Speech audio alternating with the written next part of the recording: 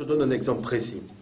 J'ai été faire une conférence à Toulouse, j'ai pris l'avion pour remonter sur Paris. Dans l'avion, je vois un terme dans un magazine, les Noirs français ne sont pas bancables.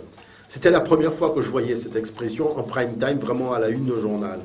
Donc je demande au monsieur de me passer son journal et dans le journal, on expliquait qu'il y a eu un projet de réalisation d'un film donc, cinématographique sur le Chevalier Saint-Georges, mais les banques disaient qu'il n'y a pas d'acteur noir français capable de soulever, de donner envie de soulever les fonds pour capitaliser sur un tel film. Et que les banques françaises avaient dit que c'est seulement s'il y avait Denzel Washington qu'ils auraient trouvé le moyen de financer un tel film. Donc moi, je suis obligé de me poser la question, comment ça se fait que lorsqu'il faut tourner à la dérision la mémoire noire, comme par hasard les mêmes établissements bancaires, les mêmes établissements de financement public ont comme par hasard de l'argent pour faire un divertissement d'un crime contre l'humanité. Ce que je trouve quand même assez aberrant.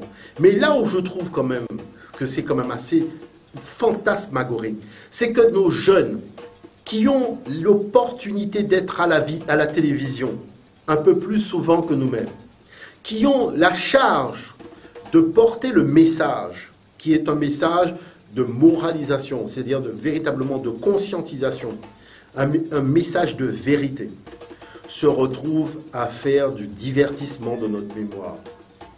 Et ça, je le dis véritablement, ce n'est pas bien du tout.